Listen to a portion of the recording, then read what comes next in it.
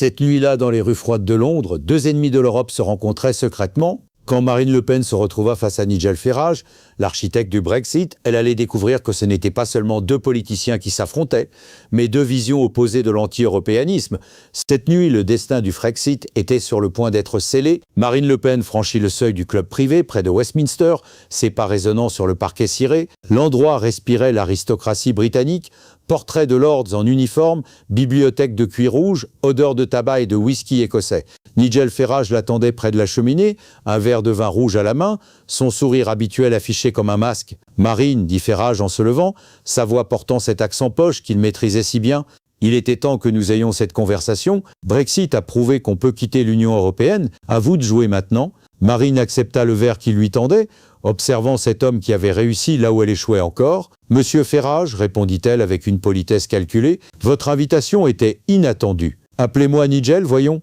Nous sommes entre alliés dans cette guerre contre Bruxelles. » Il désigna deux fauteuils en cuir face à la cheminée. « Asseyons-nous. Nous avons beaucoup à discuter. » Mais ce que Marine ignorait, c'est que Farage avait préparé cette rencontre depuis des mois, étudiant chaque aspect de sa personnalité, chaque faille dans son armure politique. Le feu crépitait dans l'âtre, projetant des ombres dansantes sur leurs visages. Dehors, la pluie londonienne martelait les fenêtres avec cette régularité hypnotique qui caractérise les nuits d'hiver britanniques. Vous savez, commença Farage en croisant les jambes, quand j'ai lancé la campagne pour le Brexit, tout le monde me prenait pour un fou. Cameron, establishment, même mes propres collègues conservateurs. Ils disaient que c'était impossible. Marine sirota son vin. Et pourtant, vous avez gagné.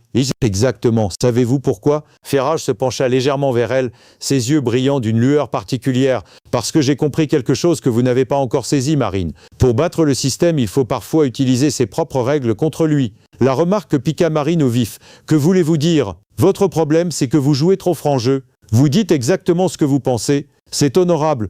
Mais c'est aussi pourquoi vous perdez les élections. Farage vida son verre d'un trait. Moi, j'ai menti. J'ai manipulé. J'ai promis des choses impossibles. Et j'ai gagné. Marine sentit une tension monter en elle. Vous me conseillez de mentir à mes électeurs? Je vous conseille de gagner, répliqua Farage sans broncher.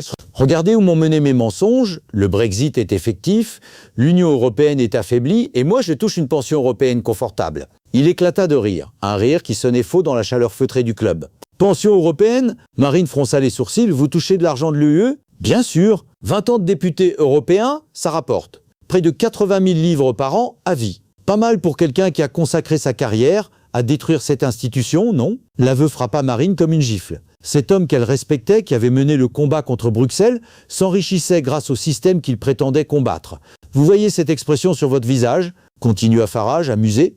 C'est exactement le problème avec vous, les Français. Vous avez trop de principes. Les principes, ça ne gagne pas les élections. Il se leva et se dirigea vers le bar pour se resservir. Prenez l'immigration, par exemple. Moi, j'ai épousé une Allemande, ma deuxième femme. Vous croyez que ça me dérange? Pas moins du monde. Mais mes électeurs n'ont pas besoin de le savoir. Marine le regarda avec un mélange de fascination et de dégoût. Cet homme était-il un génie politique ou un sociopathe? Durant la campagne du Brexit, poursuivit Farage en revenant avec une bouteille, j'ai promis que l'argent envoyé à Bruxelles irait au NHS, le service de santé britannique. 350 millions de livres par semaine, c'était écrit sur nos bus. Et alors? Alors c'était faux, complètement faux, mais ça a marché. Il remplit le verre de Marine malgré ses protestations. Le lendemain du référendum, j'ai admis publiquement que c'était une erreur. Trop tard, bien sûr. Le mal était fait. Marine reposa son verre brutalement. Vous avez trompé 17 millions de Britanniques. Je leur ai donné ce qu'ils voulaient entendre. C'est différent. Farage s'assit à nouveau, cette fois plus près d'elle. Marine, vous voulez vraiment sortir la France de l'Union européenne ou vous voulez juste avoir raison? Parce que si c'est la première option, j'ai des choses à vous apprendre. Le feu dans la cheminée faiblit légèrement, comme si les révélations de Farage aspiraient l'oxygène de la pièce. Marine sentait que cette conversation prenait une tournure qu'elle n'avait pas anticipée. « Écoutez-moi bien », reprit Farage, sa voix prenant une tonalité plus sérieuse. « Le Brexit a réussi parce que nous avons divisé nos adversaires.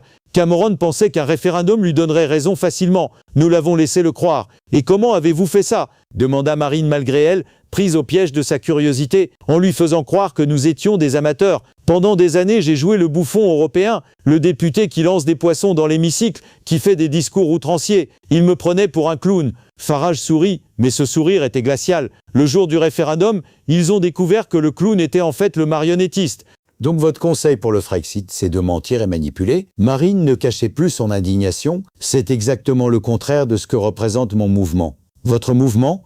Farage éclata de rire. Marine, vous dirigez le parti créé par votre père. un parti fondé sur la nostalgie et le ressentiment. Vous croyez vraiment que c'est ça l'avenir de la France? La mention de Jean-Marie Le Pen fit se raidir Marine. Laissez mon père en dehors de ça. Impossible. Il est partout dans votre ADN politique. Farage se pencha en avant, ses coudes sur les genoux. Jean-Marie était un provocateur, un homme du passé. Vous essayez d'être respectable, mais vous ne pouvez pas être les deux à la fois. Il marqua une pause, savourant l'effet de ses paroles. D'ailleurs, parlons-en de votre respectabilité. Vous savez ce qui se raconte à Londres sur vos finances? Marine sentit son sang se glacer. Quoi? Les prêts russes, bien sûr. Tout le monde est au courant ici. Nos services de renseignement ne sont pas idiots. Farage sortit son téléphone et fit défiler quelques messages. 9,4 millions d'euros de la banque russe, si je me souviens bien. Plutôt embarrassant pour quelqu'un qui prêche la souveraineté française, non? Ces prêts étaient légaux, se défendit Marine. Mais sa voix manquait d'assurance. Légaux peut-être, mais comment croyez-vous que ça apparaît aux yeux de vos électeurs? La candidate anti-système financée par Poutine? Farage rangea son téléphone avec une satisfaction évidente. C'est exactement ce dont je parlais. Vous jouez selon les règles, mais vous oubliez que vos adversaires en créent de nouvelles chaque jour. Marine se leva brusquement, arpentant la pièce devant la cheminée. Alors quoi? Je deviens comme vous? Un cynique sans principe qui trahit ses propres convictions pour gagner? Vous devenez efficace, corrigea Farage. Regardez Boris Johnson. Personne ne l'aimait vraiment, mais il a mené le Brexit à terme. Pourquoi? Parce qu'il a compris que la politique moderne n'est plus une question de conviction, c'est une question de communication. Il vida son verre et continua. Vous voulez un exemple concret? Durant la campagne, nous avons ciblé spécifiquement les circonscriptions travaillistes avec des messages sur l'immigration. Nous savions que ces électeurs traditionnellement de gauche étaient inquiets. Nous leur avons dit que l'UE les empêchait de contrôler leurs frontières. Et c'était vrai? Peu importe si c'était vrai. Ce qui comptait, c'est que ça résonnait avec leur peur. Farage se leva à son tour et s'approcha d'une fenêtre donnant sur la Tamise. Marine, la vérité est un luxe que ne peuvent se permettre que ceux qui perdent les élections. La pluie redoublait d'intensité dehors. Dans le reflet de la vitre, Marine pouvait voir Farage qui l'observait, jaugeant sa réaction. « Vous me proposez de vendre mon âme », dit-elle finalement. « Je vous propose de sauver la France », répliqua Farage. « Mais si vous préférez rester pur et perdre encore une fois, c'est votre choix. » Il retourna vers le bar et sortit une bouteille de whisky écossais. « Un dernier verre ? Nous n'avons pas encore abordé la partie la plus intéressante de ma proposition. » Quelle proposition? Demanda Marine, bien qu'une partie d'elle redoutât la réponse. Farage versa 2 verres de whisky, le liquide ambré capturant la lumière du feu. Une alliance, Marine. Une vraie alliance pour détruire l'Union européenne de l'intérieur. Il lui tendit un verre qu'elle refusa d'un geste. J'ai des contacts partout en Europe. Salvini en Italie, Orban en Hongrie, l'AfD en Allemagne. Ensemble, nous pouvons créer une véritable force de frappe. Et vous seriez le coordinateur de cette alliance, je suppose? Naturellement. J'ai l'expérience, les réseaux, et surtout, il marqua une pause dramatique, j'ai les financements. Marine fronça les sourcils. Quel financement? Vous croyez vraiment que le Brexit s'est fait avec de la petite monnaie? Farage rit en secouant la tête. Marina, il y avait des millions en jeu, des millions venus d'endroits très créatifs. Vous parlez de quoi exactement? Banque offshore, oligarques russes, fonds américains anti-UE. Quand on veut changer l'Europe, il faut accepter l'aide de ceux qui partagent nos objectifs, même si leurs motivations sont différentes. L'aveu frappa Marine comme une révélation.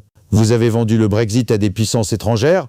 J'ai utilisé leur argent pour libérer la Grande-Bretagne, corrigea Farage. Nuance importante. Il s'approcha d'un secrétaire ancien et en sortit un dossier épais. Tenez, regardez ça, c'est mon cadeau pour vous. Marine ouvrit le dossier avec appréhension. À l'intérieur, des documents confidentiels, des transferts bancaires, des noms de personnalités européennes compromettantes. Qu'est-ce que c'est? Le mode d'emploi pour détruire Macron, dit Farage avec un sourire satisfait. Compte offshore, financement de campagne douteux, lien avec des lobbies, tout ce qu'il faut pour le faire tomber avant la prochaine présidentielle. Marine referma brutalement le dossier. Je ne veux pas de ça. Bien sûr que si, vous voulez juste vous convaincre que vous pouvez gagner proprement. Farage reprit le dossier et le feuilleta calmement. Mais la politique propre, ça n'existe pas, Marine. Même vos adversaires jouent sale, ils ont juste de meilleurs avocats. Il s'arrêta sur une page particulière. Tenez, regardez ça. Un virement de 2 millions d'euros de la Banque européenne d'investissement vers une société écran contrôlée par l'Élysée. Vous croyez que c'est pour financer des bibliothèques municipales? Marine jeta un coup d'œil malgré elle. Les documents semblaient authentiques, les signatures officielles. D'où tenez-vous ça? Mes amis russes sont très généreux en information, répondit Farage avec un clin d'œil. Ils détestent Macron autant que nous. L'ennemi de mon ennemi. Donc vous travaillez pour Moscou? Je travaille pour moi, corrigea Farage. Mais quand nos intérêts convergent, pourquoi refuser une aide efficace? Il referma le dossier et le remit dans le secrétaire. Marine, vous avez le choix. Soit vous continuez à jouer les Jeanne d'Arc et vous perdez encore, soit vous devenez pragmatique et vous gagnez. Qu'est-ce qui compte le plus, votre pureté morale ou l'avenir de la France? La question resta suspendue dans l'air enfumé du club. Dehors, Londres continuait sa vie nocturne, ignorante du marchandage qui se déroulait dans ce salon feutré. Marine se dirigea vers la fenêtre, observant les lumières de Londres qui scintillaient dans la nuit pluvieuse. « Vous me demandez de devenir comme vous, Nigel, un politicien sans âme qui vend son pays au plus offrant. Je vous demande de regarder la réalité en face », répliqua Farage en la rejoignant. « L'Union européenne ne se contentera jamais de vous voir arriver au pouvoir. Ils feront tout pour vous empêcher de gagner. Tout !» Il posa sa main sur la vitre froide. « Ils ont déjà commencé d'ailleurs. Vos comptes bancaires sont surveillés, vos communications écoutées. Bruxelles a des tentacules partout. Comment le savez-vous? Parce que j'ai vécu la même chose. Pendant des années, ils ont essayé de me discréditer, de m'acheter, de me faire chanter. » Farage sourit amèrement. « Au final, ils ont préféré me corrompre. C'était plus simple. » Marine se retourna, le regardant droit dans les yeux. « Et vous avez accepté. J'ai survécu. Et j'ai gagné. » Il retourna vers le bar, remplissant à nouveau son verre. « Marine, vous croyez vraiment que De Gaulle était un saint? Que Churchill ne mentait jamais? Tous les grands leaders de l'histoire ont fait des compromis moraux pour servir leur vision. Ma vision, c'est une France libre et souveraine, pas une France vendue au plus offrant. Alors pourquoi vos électeurs continuent-ils de voter pour Macron au second tour? » La question fit mal. Marine savait que c'était son talon d'Achille. Parce qu'ils ont peur du changement. « Non, » dit Farage en secouant la tête. « Parce qu'ils ne vous font pas confiance. Ils sentent que vous cachez quelque chose. Vos liens avec Moscou, l'héritage sulfureux de votre père, votre incapacité à rassembler au-delà de votre base. » Il vida son verre d'un trait. « Moi, au contraire, j'ai assumé d'être un salaud. Et ça a fonctionné. » Marine retourna s'asseoir, fatiguée par cette conversation qui la mettait face à ses contradictions. « Que voulez-vous vraiment, Nigel? Ce que je veux. » Farage rine, mais c'était un rire sans joie. « Je veux voir l'Union européenne s'effondrer complètement. Pas juste affaiblie, détruite. Et pour ça, j'ai besoin que la France sorte. Pourquoi? Parce que la France, c'est le cœur de l'Europe. Sans la France, l'EU devient juste une annexe de l'Allemagne. Et une Europe dominée par Berlin finira par s'autodétruire. » Il se pencha vers elle, ses yeux brillant d'une intensité nouvelle. « Marine, nous avons une chance historique. Macron est affaibli, l'économie française stagne, les Français en ont marre de Bruxelles, mais vous devez accepter de jouer selon les nouvelles règles. » Quelles nouvelles règles? Post-vérité, fake news, manipulation émotionnelle. Appelez ça comme vous voulez, mais c'est devenu la norme. Farage sortit son téléphone et lui montra diverses explications. Voyez ces réseaux sociaux? Cambridge Analytica n'était que le début. Maintenant, nous avons des algorithmes qui peuvent cibler individuellement chaque électeur avec le message qui le fera basculer. Marine observa l'écran avec un mélange de fascination et de répulsion. Vous voulez transformer la France en laboratoire de manipulation? Je veux vous donner les armes pour gagner. Le reste, c'est de la philosophie de salon. Farage rangea son téléphone et se leva. Marine, j'ai une dernière chose à vous montrer. Quelque chose qui va vous convaincre que j'ai raison. Il se dirigea vers un coffre-fort dissimulé derrière un tableau et en sortit une tablette. Voici les vrais chiffres du Brexit, pas ceux qu'on publie dans les journaux. L'écran de la tablette affichait des graphiques complexes, des courbes économiques, des statistiques que Marine n'avait jamais vues dans la presse. « Que montrent ces chiffres ?» demanda-t-elle malgré sa méfiance. « La vérité sur le Brexit ?» répondit Farage avec une satisfaction évidente. « L'économie britannique s'effondre, Marine. PIB en chute, inflation galopante, investissement en fuite. Nous avons détruit le pays. » Marine le regarda abasourdie. « Et vous en êtes fier ?»« J'en suis fier parce que c'était le but, » dit Farage sans broncher. « Vous croyez vraiment que je voulais sauver la Grande-Bretagne ? Non, Marine, je voulais prouver que sortir de l'EU était un désastre, pour dissuader les autres pays de nous imiter. Le silence qui suivit était assourdissant. Marine sentit le sol se dérober sous ses pieds. « Vous avez saboté votre propre pays ? » « J'ai servi mes vrais employeurs, » corrigea Farage. « Ceux qui paient beaucoup mieux que Bruxelles ou Westminster. » Il fit défiler d'autres documents sur sa tablette. « Tenez, regardez ces virements. Goldman Sachs, Gazprom, fonds souverains chinois. Vous croyez qu'il voulait vraiment que la Grande-Bretagne prospère hors de l'UE ?»